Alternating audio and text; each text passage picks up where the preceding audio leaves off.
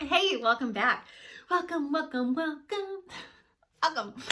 Oh, welcome back to the channel. So today we're going to talk about the scale and how often you should weigh yourself.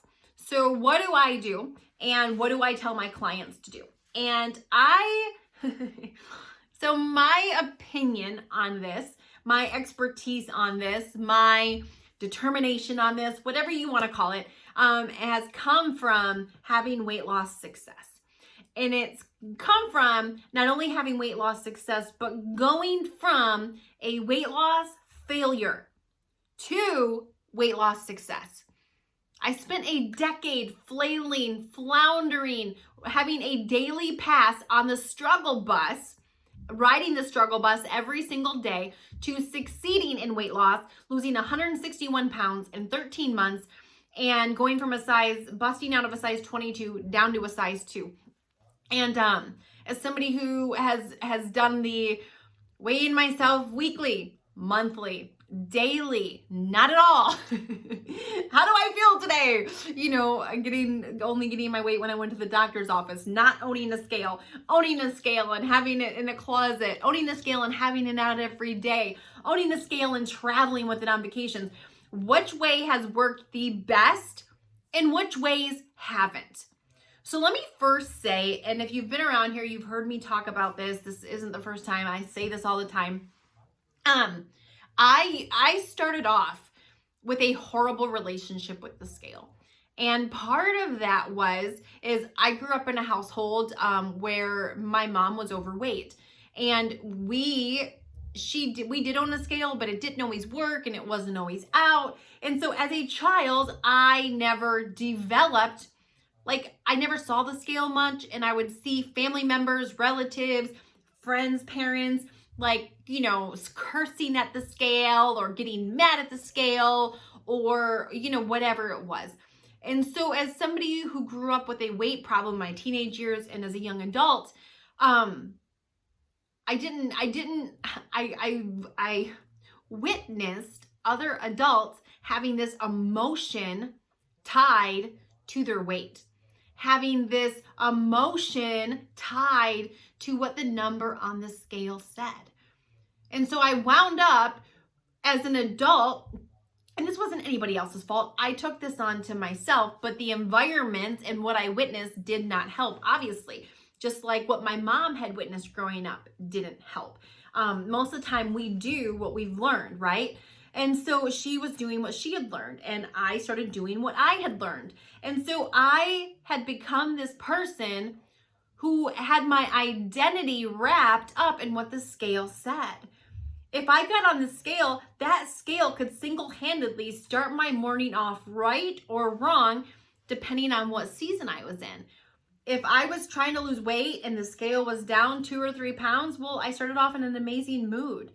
If I was trying to lose weight and I got on the scale and I didn't like what it said, well, I would immediately be pissed or disappointed or mad or upset or frustrated or depressed or whatever emotion, that we've experienced. And then there were the seasons where I wouldn't weigh myself at all. I didn't own a scale, or it was put away and I didn't get on it on the regular. And then I would go to the doctors and I'd be like, holy crap, wow, when did I gain 50 pounds? When did I gain 20 pounds? When did I gain 30 pounds? The increasing size in my clothes should have told me, you're gaining weight, mayday. But I lived in this place where if I just didn't get on the scale, I didn't have to face the results of my poor habits. I didn't have to face the results of the food choices I was making. And so I can remember the first time I ever weighed myself daily. It's so, what's the word I'm looking for? It's so ironic that this particular thing was what taught me this. I started doing one of the most horrific diets you can ever do. It's called the HCG diet. It's where you eat 500 calories. You inject yourself with this hormone thing. It is absolutely ridiculous. Yes, you lose weight, but it totally trashes your metabolism. It wreaks havoc on your body. You lose muscle. And then when you go back to eating normal, like a normal person, you gain all the weight back that you lost. Awesome, right? But during this HCG diet, you would weigh yourself every single day. And during this diet of 500 calories, you'd always be excited to weigh yourself because you were losing weight like pretty fast. If you were on this for like 21 days, you would lose 15 to 20 pounds. So the scale was consistently going down because you're basically starving yourself, is what is happening. However, and then what they tell you after the HCG diet, because you get this pamphlet, is continue to weigh yourself every day after that. And you give yourself a 2-pound window both ways and don't go above that 2-pound threshold. Well, that was fine and dandy until I all of a sudden was above that 2-pound window. And then I was at 3 pounds. Then I was at 4 pounds. Then I was at 5 pounds. And then I just stopped getting on the scale because I'm like, yep, I know that I'm not where I'm supposed to be. So I'm just going to turn my cheek, look the other way, and just pretend, because if I don't see it, then it must not be happening.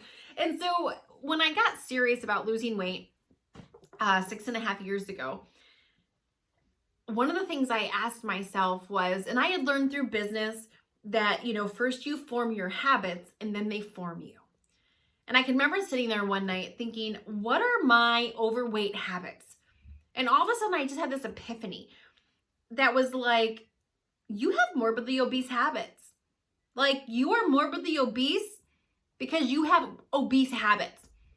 Fit, healthy people have fit, healthy habits. Overweight people have overweight habits. Obese people have obese habits. I was morbidly obese and I had morbidly obese habits. Just was what it was. Like, there was no sense in denying it. Like, I could deny it all day long, but all I had to do was look at my size 22 behind, and anybody could see that I didn't have the best habits. Because it doesn't matter what you do in secret, eating wise, it shows up in public. Like, I could eat, I was one of those overweight people that, like, in public, I would eat a salad, and then behind closed doors, I would eat the ice cream or the 3 Little Debbies or, the whole cake in 2 days, whatever. And like, anybody didn't know that I was eating crap. Like, somehow I thought nobody knew. But again, what you eat in private shows up in public. You're not, like, I wasn't fooling anybody. So all of a sudden I was just like, wow, I have a horrible relationship with the scale. My worth, I have put my worth in the number that's on the scale. I've put my identity in the number that's on the scale. And all of a sudden, I just thought, no, like, I'm not fat. I have fat. But the fact that I have extra fat on my body does not define me. It doesn't make somebody who's skinny or fit better. Yes, I'm unhealthier. I am at a higher risk to diseases and stuff like that, but we're just talking about as a person. They're not better than me just because they carry a healthy weight. Does that make sense?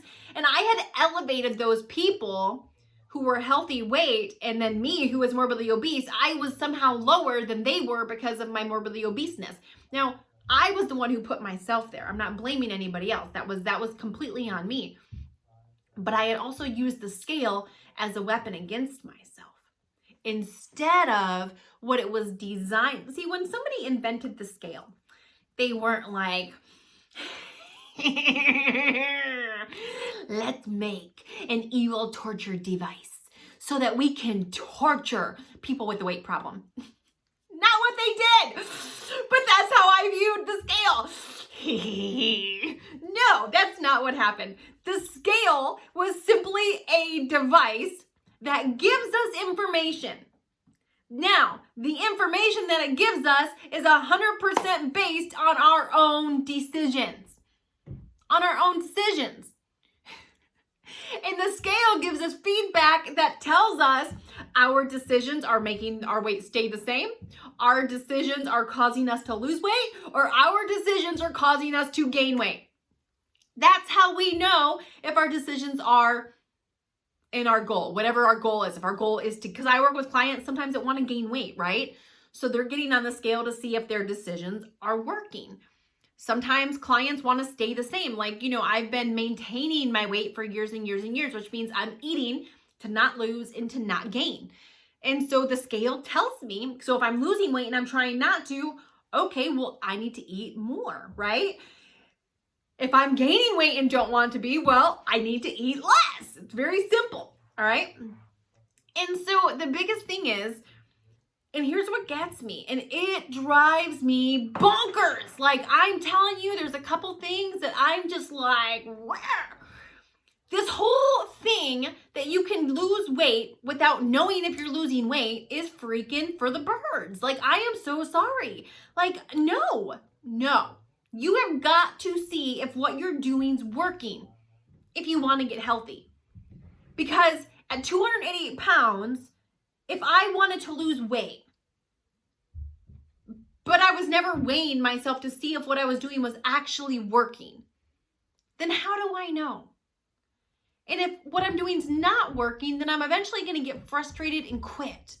What keeps us going is getting results. Seeing that our effort is paying off. And so, I toyed around with the idea of weighing myself once a week. But ultimately, I was just like, Carmen, you need to develop a good relationship with the scale. The fact that you can't step on it without feeling like that number defines you is ridiculous. Like, that number is just feedback. And so every time I would get on the scale, I'd be like, feedback. It's telling me if what I'm doing is working.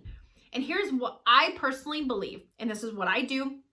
It's what I advise my clients to do, although at the end of the day, they have to do what works for them. At the very least, you should be weighing yourself weekly. At the very least. I weigh myself daily, and here's why. In 1 week, I can get off track by a lot. And if I weigh myself on Monday, and then I wait until the next Monday to weigh myself, I could be way off track and not even know it. But if it's Monday and I weigh myself Tuesday and the scale pops up, okay, no big deal. Wednesday, scale pops up. Okay, 2 days in a row. Okay, Wednesday, scale pops up.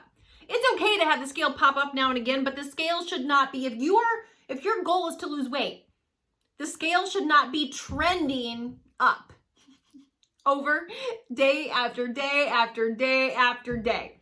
If your goal is to lose weight and the scale is trending up, that tells you that what you're doing is not working. And it's time to make some adjustments, or it's time to make some tweaks. I always think of a pilot who's flying an airplane. And when a pilot is flying an airplane, he has his coordinates. Well, if a pilot gets off by a little, they set their coordinates when they first start flying, but they have to check their coordinates along the way. Why? Because if they get off just a little tiny bit, they can end up over time, a little tiny bit ends them up way away from where they were heading. So it's constantly checking your coordinates to make sure you're still en route to your destination. Losing weight's the same way. I started at 288 pounds. My goal was to get to 130. So along the way, it's constantly checking my coordinates. Where am I? Am I still on my way there? Am I still en route? Or have I gotten off course? And most of the time, with the clients I work with, we have a video where I talked about the 5 biggest reasons you're not losing weight. And I'll link that in the description box below. But so many times, it's a little tiny tweak. Like, I'll have somebody like, Carmen, I'm not losing. Okay, great. Let's go ahead and track it. Let me know what it's saying tomorrow, the next day.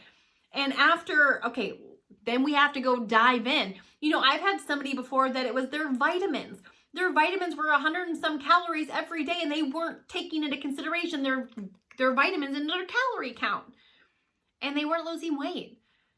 Or, I had another woman who was using oil to cook with, and she wasn't counting that into her calories because it just didn't even occur to her. And so when we figured that out, it was like, oh, now I get it. So we were able to make adjustments so that the scale started trending down. But if you don't even know that what you're doing is not working, how do you make an adjustment? And I'm going to tell you, the only reason you're not wanting to get on that scale is because you're not looking at it for what it is, which is information. You're finding your worth, you're finding your value, you're finding approval or disapproval in an inanimate object that's just designed to give you feedback. That's it. It gives you feedback on what you're doing and if it is working or if it's not. And if you don't know, if you don't get on the scale and you don't see if what you're doing is working, then what you're really doing is you're experimenting. And if you experiment, but you never know if the experiment works, you never know the experiment's failing, you're wasting time. You're staying stuck. You're going down a path that's getting you nowhere. It's certainly not getting you closer to your goal. So as somebody who's tried every which way with the scale, and as somebody who's lived a morbidly obese life and started off with all my value in that number on the scale, I'm here to tell you that number on the scale is just information. It doesn't define you. It's not who you are. It doesn't make you less than just if it's higher than what you want it to be. It's just where you are. It doesn't mean it's where you're going to stay. It's where you're at right now. And in any given moment, with a couple changes, it can drastically change. The number on my scale went from 288 pounds down to 127 pounds in 13 months. That was a drastic change. But I weighed myself every single day. And today, my relationship with the scale has been mended. I no longer see it as my nemesis. I no longer see it as my enemy. I no longer find, if I get on the scale after vacation and it's gone up 7 pounds, I don't use the scale against myself. It's just information. Carmen, you've had a little bit too much fun. Time to rein it back in. Again, information based on my decisions. So anyway, thank you so much for watching. Make sure to check out the video that I linked below in the comments, and we will see you on the next one.